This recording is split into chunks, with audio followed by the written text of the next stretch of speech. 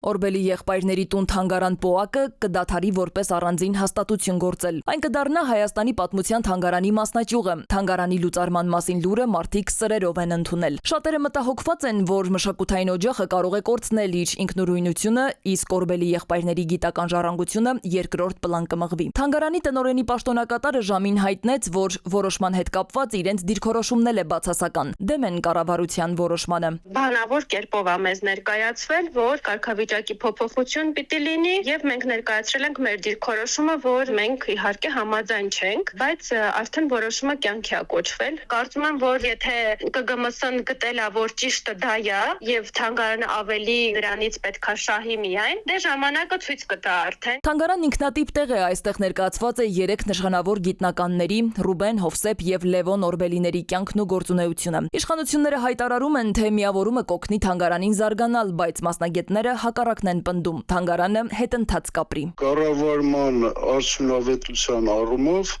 անհեթեթություն են ասում, ինքնուրույն միավորը կզարգանա, թե այդ ինքնուրույնությունից նրան զրկելը։ Բնականաբար այդտեղ այլևս տնօրեն ու հաշվապահ չի լինի, կոչվում է մասնաճյուղի վարիչ, հաշվապահն ընդհանուր է պատմության թանգարանի հաշվապահ, նաև այդ գործերը կվարի, այդ զգտումը, միտումը զարգանալու մարում է բնականաբար։ Օրեր առաջ էլ Մայր Հայաստան ռազմական պատմության թանգարանը միացրին Հայաստանի պատմության թանգարանին։ Եթե Օրբելի եղբայրների թանգարանի դեպքում մտահոգվելու առիթ չկա ըստ մասնագետի, ապա Մայր Հայաստանի դեպքում ժառանգությունը պատմական է եւ վտանգված։ Դրանք բոլորն են վտանգված, ուրացված, մերժված։ Այդ միտումը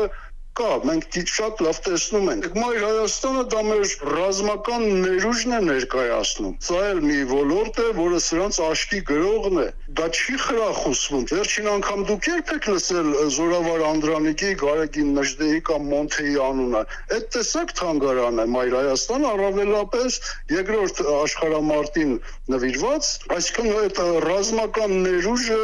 մարտունակությունը դա պիտի ընդհանրապես այդ մասին չխոսվի։ Մասնագետները նկատում են, երբ մշակութային անկախ կառույցները վերածվում են ենթակառուցվածքների, վտանգի տակ են հայտնվում դրանց արժեքները։ Այս թանգարանները լոկ տարածք չեն, դրանք մեր հիշողության ու ազգային ինքնության օջախներն են։ Եվ եթե դրանք այսօր կորցնում են իրենց ինքնուրույնությունը կամ արտահայտման իրավունքը, ձայնը, ապա մասնաճյուղային կամ ցանկացած այլ կարգավիճակում նրանց ճակատագիրը պղտոր է։ Սվետլանա Ավդիշյան, ժամը լրատվական։